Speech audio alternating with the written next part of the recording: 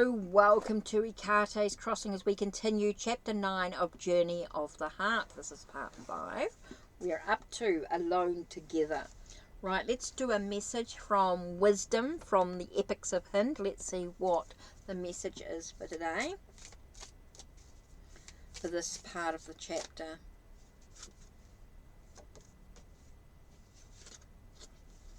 Okay, we've got Kushmanda's Smile. Okay, this is about finding that inner peace within oneself, finding a reason to smile, finding a reason to be in the moment, be in the bliss. Let's have a look and see what it says about the smile.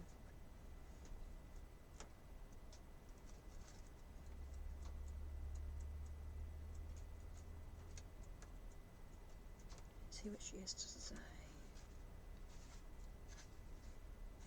Kushmanda's Smile. Here we go. There existed nothing but a dark void. And then Goddess Kushmanda smiled her warm smile. Her divine smile filled the entire void with light. The celestial bodies like the sun and the planets came into being. She centered herself in the sun and is considered to be the source of its energy. Therefore, she is also the sustainer of life. She is thought to be the fourth form of Goddess Durga, and is prayed to specifically on the fourth day of Navaratri, the 9 auspicious days celebrating the 9 forms of Goddess Durga. Hindus believe Kushmanda gave strength and improves health. Questions to ask yourself. Do you smile every day? Do you make an effort to smile at others to make them feel good? Are you spending enough time outdoors? Are you getting enough sunlight? Actions to take. Wake up just before sunrise and wet your back. Sit with your back to the rising sun to absorb all of its goodness directly into your spine. Smile more often. It produces feel-good hormones. Every day before sleeping, think about the loveliest thing that happened that day and let it put a smile on your face as you drift off to sleep. Offer a pot of water to the sun god. Pour water from a vessel into another while chanting Om Surya Namaha, Om Surya Namaha, and leave that vessel out for birds to drink from. Let me add this here so that you can see it. Okay, let's type in so you can see the chant. Oops.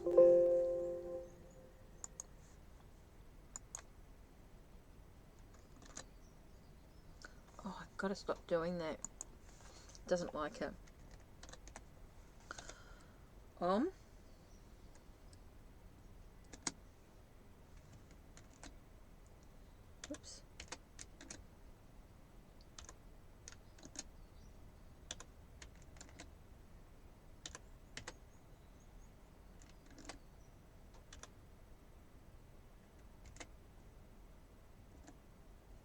There we go. SURYANAMAHA.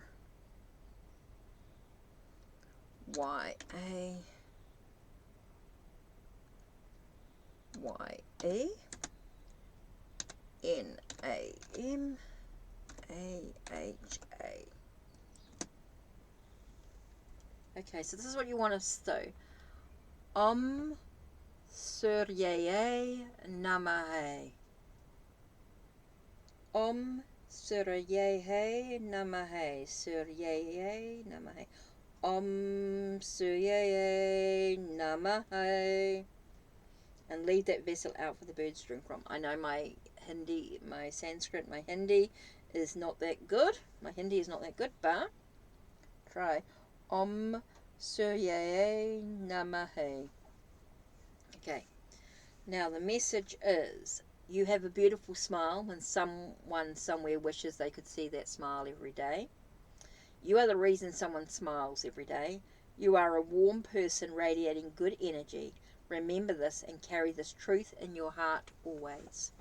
Okay, so let's continue with the last part of chapter 9.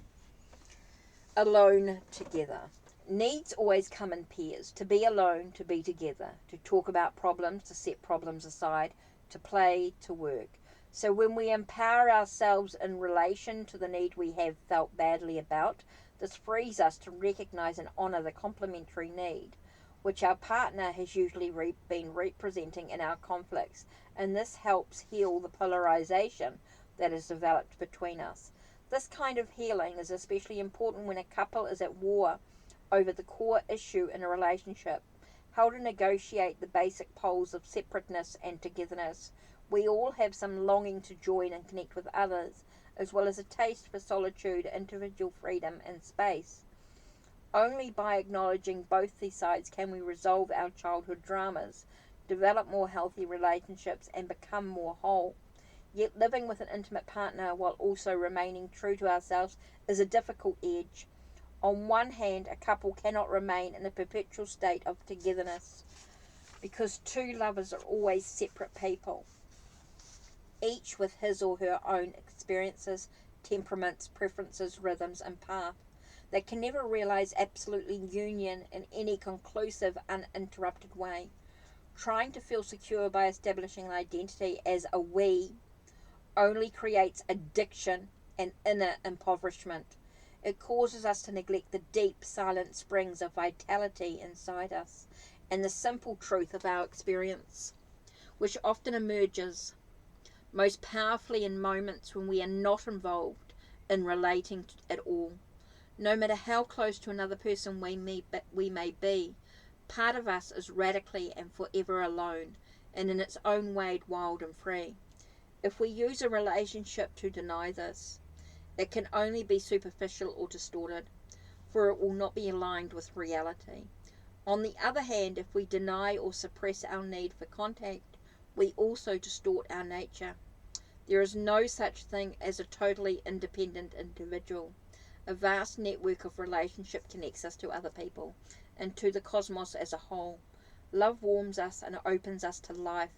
Therefore, to be fully ourselves, we also need to be warmly engaged with others.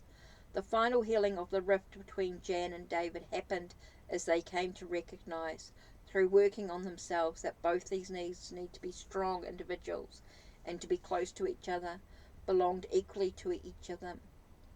As she came to accept her need for love, Jan discovered why it had always been so hard to feel.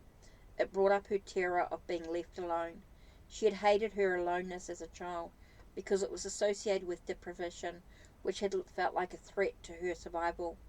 By relating to her inner child in a caring way and educating her to the present situation, that being alone was no longer a threat to her survival, Jan loosened the hold that her old abandonment stories had on her. Then, instead of looking to David to save her from being alone, Jan became more interested in finding out who she was. She discovered that her aloneness was not a deficiency, and that honouring it only enriched her connection with David. She even started to enjoy setting aside solitary time in which to explore her own connection with life. She began to appreciate that, as Thomas Merton once said, in solitude we remain face to face with the naked being of things. In reflecting on this period in her life, Jan wrote, "An essential step in developing my strength and overcoming my fear of loss came when I accepted my aloneness and discovered a deep sense of relatedness to the earth, to trees, water, the dark of the night, and the seasons of the year." Similarly, when David could finally take the space he needed in their relationship without guilt, he no longer needed to hold on to his old engulfment stories. This also allowed him to reconnect with all his buried sorrow and a grief about having had to close his heart to his mother so many years before. When he realized how he'd been living with the contracted heart all his life, he started to feel a new desire to radiate his love more freely and magnanimously without having to hold back. He began to feel his own need for space, for contact, and enjoy pursuing Jan when she was taking her space. As Jan began to explore and enjoy her aloneness, he also got to feel what it was like to be on the other side. One day when he began worrying that she might not need him anymore, He knew that something new was really happening. Now that David no longer had to assert his separateness defiantly, and Jan no longer regarded it as a threat, they could join together on a new basis, honouring themselves and each other more fully as individuals. A new freedom and space entered their relationship. This period of exploring and reclaiming the other side of themselves marked an important stage in their development, both as individuals and as a couple. Through their struggles, Jan and David had learnt a powerful, essential lesson. That relationship, rather than being just a form of togetherness, is a ceaseless flowing back and forth between joining and separating. Just as the moon begins to wane at the peak of its fullness and the tide ebbs at the height of its flux, so after moments of intense connecting, two partners naturally begin to fall back into their aloneness. And in moments when they feel most separate, desire is born to come back together again. The health of a relationship depends on both partners being able to move freely back and forth between these two poles. This is a key discovery for every relationship. We often imagine that having our own space in a relationship is the opposite of being intimate, yet actually the reverse is true. Space is what allows intimacy to happen.